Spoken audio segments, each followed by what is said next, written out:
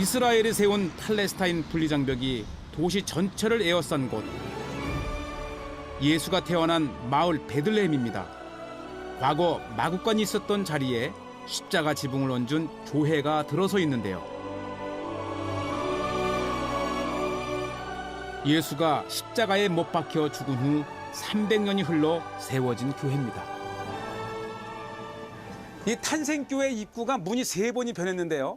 저 위에 비잔틴 시대 때의 문과 이 십자군 시대 때의 문, 그리고 이 오스만 터키 때의 1.2m로 확 낮아지면서 누구나가 고개를 숙이고 들어가야 됩니다. 원은 이 말을 타고 들어가지 못하게 막았는데 오히려 누구나가 고개를 숙이면서 겸손의 문이다, 이렇게 붙여진 문이죠. 예수를 잉태한 마리아가 베들레헴을 찾았다가 하룻밤 묵었던 마굿간, 이곳에서 예수가 태어났는데요. 예수님이 탄생하신 바로 그 장소입니다. 아마 수십억의 기독교인들이 가장 보고 싶은 곳이 아마 이곳일 겁니다.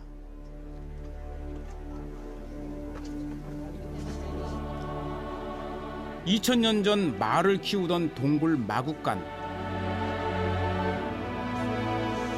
예수는 화려한 궁전이 아닌 초라한 말 구유에서 태어났습니다. 세상 가장 낮은 곳으로 오신 그분의 뜻을 기리며 기도를 올렸는데요. 위대한 인물의 탄생지로 인도했던 별입니다. 바로 동방 박사를 예수님의 탄생 장소로 이끈 그 별이 하나 내려와 앉아 있고요. 별처럼 밝게 빛나는 삶이 아닌 사회의 어두운 그늘 속에서 가난한 자의 친구로 살았던 예수, 그 숭고한 정신을 새겨봅니다.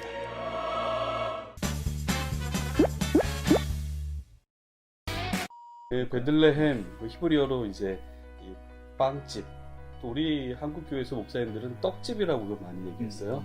근데 이스라엘은 이 벼농사를 안 짓기 때문에 밀, 보리잖아요. 그래서 밀농사를 주로 져서 사실은 빵집이라고 하는 게 더 맞겠죠. 예전에 우리 어릴 때는 성경 퀴즈 대회 때 가면 베들레헴 이른 새벽에 순례객들하고 같이 이 골목길을 이렇게 지나가다 보면 그 빵 굽는 냄새가 진동을 합니다. 이른 아침부터 반죽을 해서 바로 이제 화덕에서 빵을 구워내는 그 냄새, 그리고 이제 그 이른 아침에 빵을 사러 구입하러 오는 분들 많이 마주칠 수가 있어요. 예루살렘이 이제 유다 산지 위에 있는 마을이잖아요. 그 유다 산지에서도 제일 북쪽에 있는 게 예루살렘, 그리고 예루살렘에서 남쪽으로 산지를 따라서 내려오다 보면 한 10km 정도 남쪽에 있는 도시가 베들레헴입니다. 그리고 여기서 아래쪽으로 1시간 정도 이동하면 헤브론이 있겠죠. 그래서 유다 산지에 있는 마을 베들레헴. 네, 주로 이제 베들레헴에 하루 종일 계시는 순례팀은 거의 없습니다. 일정상 반나절도 잘 안 하시는데 한 2-3시간, 많으면 3시간 정도 시간이 주어지면 예수님 탄생하셨다고 하는 탄생교회, 기념교회를 둘러보시고, 그리고 거기서 한 5분 정도 이동하면 목자들이 천사를 통해서 예수님 탄생 소식을 들었다고 하는 목자들의 들판, 기념교회가 있는 곳이 있습니다. 벳자울이라고 하는데 그런 지역들, 그리고 거기서 한 30분 거리에 있는 헤롯 대왕이 짓고 또 그가 거기서 숨을 거뒀다라고 하는 헤로디온이라고 하는 헤롯 대왕과 연관되어 있는 요새가 있습니다. 그래서 국립공원으로 지정되어 있는 이 헤로디온, 이 정도. 그리고 이제 베들레헴 입구에 있는 야곱이 사랑했던 여인 라헬이 무덤이 바로 입구에 있어요. 4군데의 순례지가 있습니다만 보통 정도 시간상 예수님 탄생교회와 목자들의 들판 교회는 꼭 둘러보시는 게 좋다. 일단 어쨌든 이제 베들레헴이 이제 개신교의 순례지로 이제 유명한 이유는 바로 이제 예수님이 탄생하신 곳이기 때문이기도 한데요. 여기가 매년 이제 성탄절에 예배를 드리죠. 그럼요. 네. 성탄절에 예배 드리고 있고요. 지금 예수님 탄생교회를 가시면 예수님 탄생교회 그리스 정교회, 아르메니아 정교회 예배당이 있고 또 카톨릭교회 예배당이 같이 나란히 있습니다. 그래서 카톨릭교회, 정교회, 또 우리 개신교 많은 사람들이 12월부터 1월까지 이곳을 찾고 있고 또 거기 상관없이 이스라엘을 순례 오신 분들은 예수님의 탄생에 큰 의미가 있기 때문에 이곳을 방문해서 탐방하고 되돌아가는 거죠. 거기는 그러니까 광장이 있죠. 네, 그 들어가는 입구에 보면 이제 말구유 광장이라고 이름 붙여진 곳이고요. 매년 11월 24일 저녁에 성탄 축하 행사. 그 말구유 광장 북쪽에 있는 건 모스크 사원이고. 아, 모스크입니다. 그다음에 그 아래쪽에 이제 성체처럼 요새처럼 네. 생긴 맞습니다. 거기가 이제 예수님 탄생 교회. 그렇죠. 겉에 보기엔 교회처럼 안 생겼죠. 이제 무슨 요새처럼 생겼죠. 번듯한 하나의 교회처럼 보이지 않고 말씀하신 그 성체처럼 굉장히 그 웅장하게 또 굉장히 길게 만들어져 있는 예배당이 이제 예수님 탄생 교회가 되겠고 그 맞은편 쪽에는 광장이 있어요. 예수님 탄생교회 거기 들어가는 입구가 좀 특이하다고 제가. 네, 들어가는 문이 이제 겸손의 문이라고 불리고 있어요. 1m 20밖에 되지 않는 높이가. 그래서 허리를 숙이지 않으면 못 들어갑니다. 그러니까 자동스럽게 이제 숙이게 되는 거죠. 그래서 예전에 이제 페르시아 사람들이 여기를 이제 출입을 할 때 말 타고 들어오고 경건한 신성한 예배당이었는데 그렇게 들어오지 못하도록 입구를 아예 막아버린 거죠. 그래서 이제 걸어 들어오되 고개를 숙이면서 경배하듯 들어와라 라고 해서 이제 십자군 시대 때에 복원하면서 그렇게 만들어 버린 겁니다. 네, 있습니다. 지금은 이제 예배당 안에 들어가서 이제 정면을 보시면 제단이 있잖아요. 예배당 강대상이 있는데 다 놀라세요. 그리스 정교회거든요. 정교회 예배당의 모습, 우리 오늘날 개신교 예배당하고 워낙 차이가 있잖아요. 그렇게 강대상이 있다고 보면 그 밑에 바닥, 그 바닥이 이제 동굴이에요. 예수님이 실제 태어나셨다고 하는 공간은 사실은 이 석회암층으로 되어 있는 동굴 지역입니다. 그러니까 이제 베들레헴을 가서 보시면 유심히 보신 분들은 바로 그 당 예수님 당시 때 2000년 전에 사람들의 삶의 거주 형태는 대부분 석회암 지형으로 되어 있는 산지에 구성되어 있는 동굴 집이었다라고 볼 수가 있어요. 그러니까 그게 이제 양들을 많이 키우고 그랬는데 이 뭐 우리를 따로 만들어 가지고 집을 하나 지어서 우리 보통 알고 있는 것처럼 외양간 같은 거 이렇게 네. 지어 가지고 거기에다가 동물들을 양들을 집어넣다기보다 동굴이 많으니까 동굴에다가 이제 양들을 이렇게 좀 많이 집어넣어 놨는데 예수님께서 묵으실 숙소가 없어서 결국 이제 말구유에 나셨다라고 하는 건 그 동굴 속에 들어가서 이제 말하자면 이제 아이를 낳으신 거죠. 마리아가. 권세가 있고 잘 사는 사람들은 이제 그 지상에다가 아무래도 이제 집들을 지었겠고 대부분의 서민들은 자연스럽게 생겨 있는 그 석회암층을 이제 파고 들어가서 거기서 다들 거주한 거죠. 그러니까 우리가 익히 알고 있는 어떤 이렇게 나무로 지어진 성탄 그 그림에 나오는 미국 켄터키에나 있을 만한 네. 그런 마법관의 이제 말구유가 아니라 사실은 동물이죠, 동물. 역사학자들에 의하면 고대 이 베들레헴 지역에는 밀농사, 보리농사도 많이 지었지만 사실은 양떼, 염소떼를 많이 기르는 지역이었다고 그래요. 그러니까 이제 목자들이 많았던 거고 특히 예루살렘하고 근접한 거리 있기 때문에 성전에서 쓰여지는 양들을 길러내는 곳이기도 하고. 성전에서 이제 그게 이제 예루살렘에서 소비되는 이 표현이 맞죠? 네, 그렇습니다. 제의를 위해서 네. 그 종교적인 제의를 위해서 소비되는 제물로서의 양이나 염소나 이런 것들이 소비량이 굉장히 많았던 거예요. 그러니까 그 소비량을 감당하려면 이 예루살렘 인근에 그걸 소비할 수 있는, 그걸 처리해 줄 수 있는 공급처가 있어야 되는데 대표적인 곳이 바로 10km 떨어진 베들레헴의 농장. 그래서 그 목동들이 결국은 자기 양들이 아니라 우리가 쉽게 생각할 수 있는 것은 그 성탄절날 밤에 예수님께서 이제 탄생하시던 밤에 들판에 있던 목자들은 결국은 그 자기 양들이 아니라 결국은 누군가에게 위탁받은. 보면 베들레헴에 보면 목자들의 들판 교회가 있어요. 예, 있습니다. 지금 오늘날 가시면 그 베들레헴 예수님 탄생하신 곳이 있고 그게 이제 베들레헴이 되겠고요. 그 당시에 그렇게 큰 마을은 아니었을 것이라고 보고 거기서 남쪽으로 한 5분 정도 버스로 이동하면 뱃자울이라고 하는 마을이 있어요. 목자들의 들판이라고 하는 마을이 있었던 거죠. 그래서 거기서 양떼들을 치던 목자들이 이제 천사의 예수 탄생 소식을 들었다라는 곳이 있고, 그걸 기념하여 이제 4세기 때 비잔틴 시대 때에 기념하여 또 예배당이 세워진 목자들의 들판 기념교회가 있습니다. 흥미로운 것은 그 자리가 구약 시대 때 가면 보아스의 들녘이에요. 보아스와 루세 올레리 사랑이 있었던 그런. 저희가 이 얘기를 안 하고 넘어갔는데 그 보면 예수님 탄생교회 보면 예수님이 탄생하신 자리가 있어요. 네. 그리고 이렇게 약간 동그란 구멍이 있고 손을 넣으면 네, 잘릴 것 맞습니다. 같은 그런 무서운 구멍이 있는데. 오늘날 그 예배당 들어가시면 동굴로 들어가는 문이 하나 있습니다. 그걸 내려가면 아까 말씀하셨던 별 모양의 14개를 상징하는 그 장소가 있어요. 예수님이 탄생한 자리라고 하는 곳이 표기가 되어 있어요. 별빛이 비쳤다는 네. 그런 의미죠.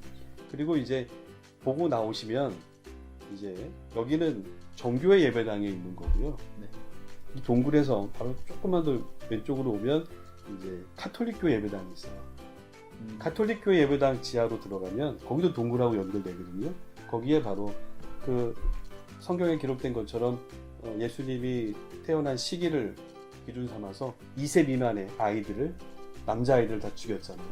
그래서 그 발굴 당시에 아주 작은 이 두개골이 많이 발견됐어요. 여기가 아마 아이들의 생매장했던 장소가 아닐까. 그래서 아기들의 무덤이 있는 장소. 네. 그리고 그 옆에 방 하나가 있는데 제롬이라고 하는 교부의 그 이야기가 있는. 4세기경에 그 유명한 교부들이 몇 명이 있죠. 그 시대에 어거스틴도 있고, 그 다음에 유세비우스도 그 시대에도 얘기할 수 있고, 이 제롬 또 뭐 여러 사람도 얘기할 수 있는데, 특히 제롬은 팔레스타인 지역으로 와서 그때 막 생기기 시작한 수도사적 삶, 그 삶을 살아가면서 이제 그 생을 보냈던 그런 사람입니다. 그런데 흥미로운 거는 이제 이 사람이 그 예수님 탄생 교회가 있는 그 자리 바로 옆에 이제 그 아마 동굴 같은 곳으로 들어가서 거기에 들어가서 그 라틴어 성경이죠. 이제 불가타라고 얘기하고 보통 이제 벌게이트라고 보통 얘기하는 이제 헬라어에서 그 라틴어로 번역했던 사람이 바로 이 제롬. 이 사람이 이제 그 이 성경을 제대로 잘 번역하기 위해서 헬라어도 배우고 라틴어도 배우고 히브리어도 좀 배웠는데 히브리어는 좀 잘 못했던 모양이에요. 그래서 구약 성경은 결국은 70인역 성경, 그 옛날에 알렉산드리아에서 번역했던 70인역 성경을 가지고 라틴어로 번역하고, 그 다음에 이제 신약 성경도 나름대로 그런 그 여러 가지 종류의 사본들을 끌어모아서 정리해서 소위 벌게이트라고 하는 성경을 이제 만들어내게 되는 거죠. 그 작업을 그 베들레헴의 예수님 탄생지 바로 옆에 동굴에 들어가서 해요. 근데 그 목사님 뭐 많이 안내하시겠지만 거기 들어가 보면 입구가 약간 높은 곳에 이렇게 돼 있어요. 들어가면 안 나가겠다 뭐 이런 심정을 가지고 이제 거기 들어간 거죠. 그때는 아마 이제 무덤으로 쓰진 않았을 테고 이제 기념관으로 무덤터처럼 이렇게 보였을 거고. 그렇죠.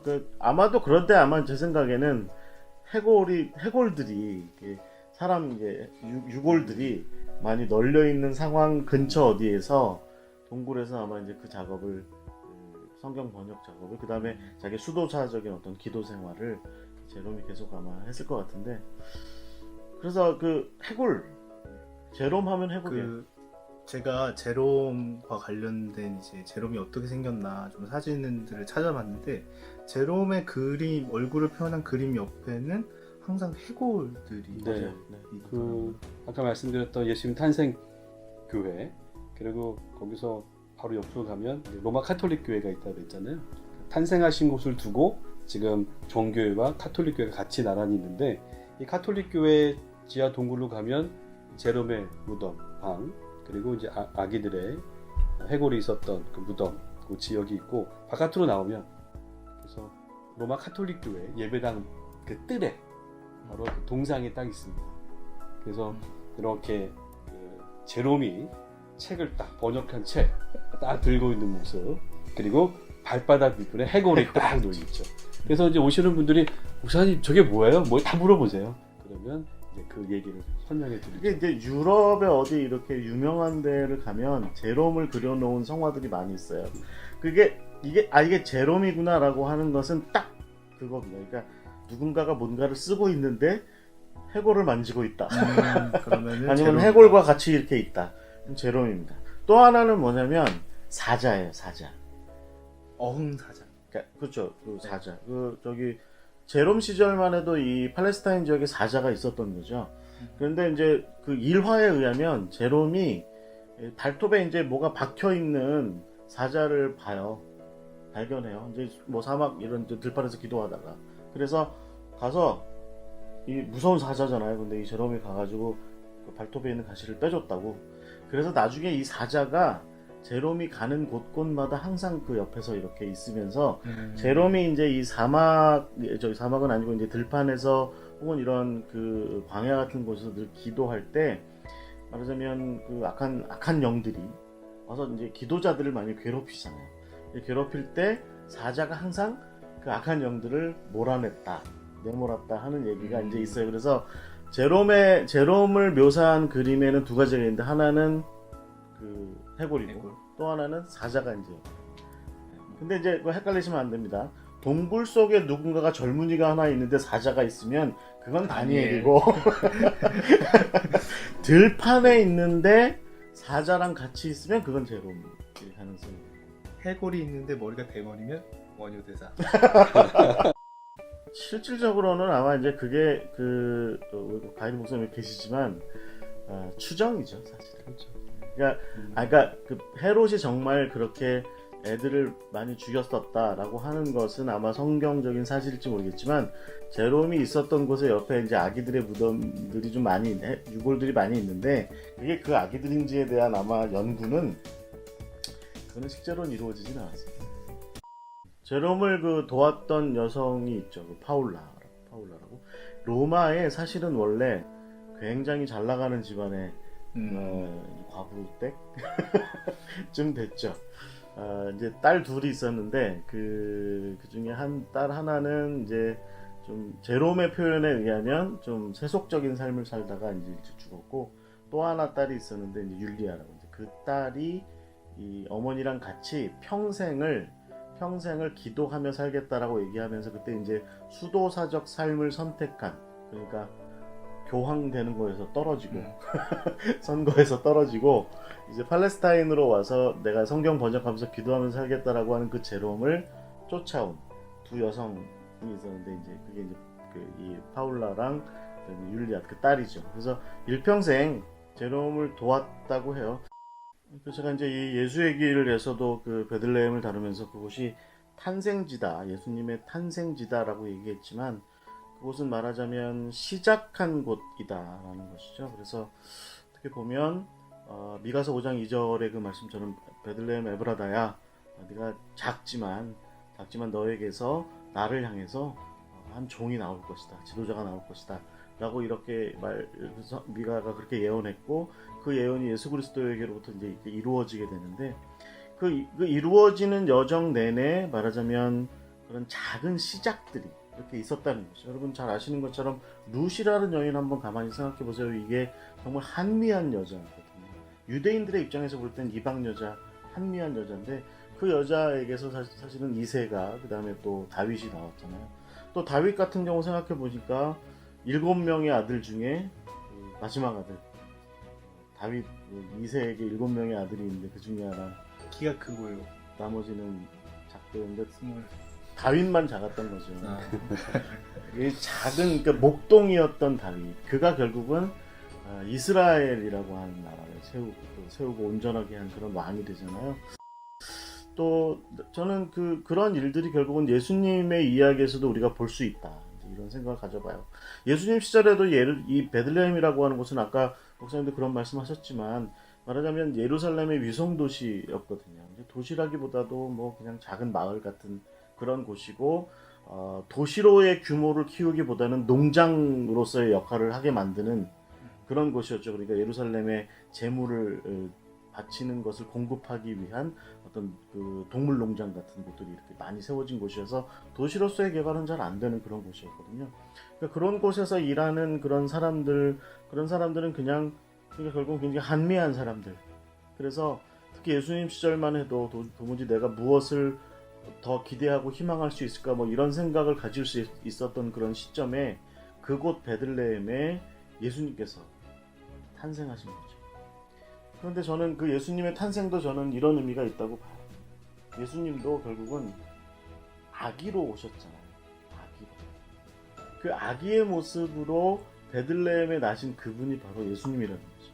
마치 이사야서 11장에 보면 이새의 가지에서 작은 가지가 나올 거다. 그리고 11장 뒷부분에 보시면 그 아기가 결국은 사자와 염소가, 송아지가, 표범이, 늑대가, 어린 양이 서로 화합하게 되는, 그래서 그 모든 동물들을 질질질질 이렇게 끌고 다니는 게 이 아기의 모습이거든요. 그게 이사야서 11장의 굉장히 이상적인 그런 비전이거든요. 거기에 주인공이 이 아기라는 거잖아요. 예수님의 탄생, 이 베들레헴에서 우리가 깊이 묵상해야 되는 것이 뭐냐면 왕으로 오셨는데 아기의 모습으로 오신 예수님을 보는 거죠. 세상을 구하고 우리를 구하고 세상에 정말 새로운 시대를 열어가실 분으로 나셨는데 그분이 무슨 대단한 장군의 모습으로 떡하니 갑자기 나타난 게 아니라 왕의 모습으로 나타난 게 아니라 작은 아기의 모습으로 나타났다는 거죠. 예, 저는 이제 안내하면서 그 베들레헴의 위치를 좀 봐요. 큰 도시 예루살렘으로 오고 가는 길목에 있었던 작은 도시. 그리고 목자들이 주로 많이 거주하면서 내 양은 아니지만, 그렇죠? 이 성전에서 있는 많은 부유한 사람들의 양떼들을 길러주면서 안식일도 제대로 못 지키고 그 추위 속에서 고생은 고생대로 하지만 사실은 이것으로 인해서 내가 좀 부유해지고 잘 살면 좀 좋겠는데 그냥 그들의 삶이 늘 힘든 거였어요. 힘들고 지쳐있는 사람들의 모습이 그 베들레헴 사람들의 모습이 아닌가. 근데 그런 사람들에게, 그런 지역에 또 그들에게 이제 천사는 나타났고 또 그들이 예수님을 만났잖아요. 그래서 아까 목사님이 얘기하신 것처럼 그런 자리에 또 예수님이 오셨고 그들을 또 만나주셨고 그래서 결코 그들은 작지 않다. 오늘 베들레헴 이야기를 들어보면서 참 많은 이들이 그 사명의 시작 앞에 서 있고, 하지만 그 사명의 시작 앞에 자신의 어떤 누추하거나 아니면 세상이 보기 완벽한 것들을 갖추지 못한 자기의 어떤 비루함 때문에 고민하고 있는 사람들 많을 것 같아요. 목사님, 그런 분들에게 우리가 이 베들레헴을 통해 전해줄 수 있는 어떤 묵상의 이야기들이 있다면? 그래서 이제 조금 전에 말씀드린 것처럼 시작의 자리에 서 계시다고 한다면 그리고 무언가를 새로운 어떤 시작의 포인트를 지금 잡고 계시다고 한다면 베들레헴을 한번, 그리고 그 말구유, 마국간의 말구유에 계셨던 아기 예수를 묵상하셨으면 좋겠다 생각을 좀 가져보고요.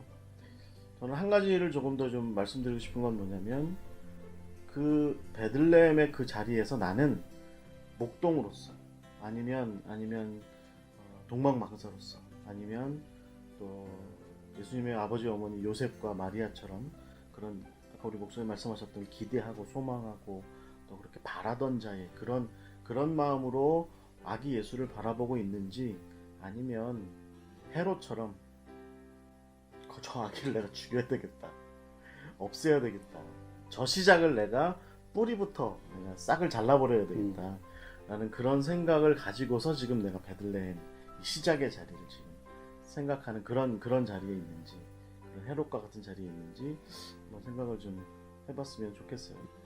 예, 저는 하나님이 우리를 너무도 사랑하셨는데 그 사랑의 그 실제적인 모습으로 우리 눈에 우리가 체험하고 느낄 수 있는 모습으로 이 땅에 오신 사건, 이것을 어떻게 우리 신앙 속에서 좀 묵상하면서 같이 그것을 생활 속에서 이렇게 드러낼 수 있을까.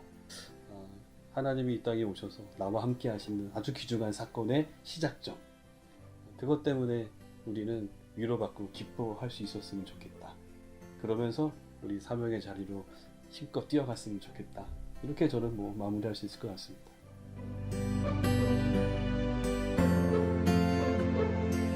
수고하셨습니다.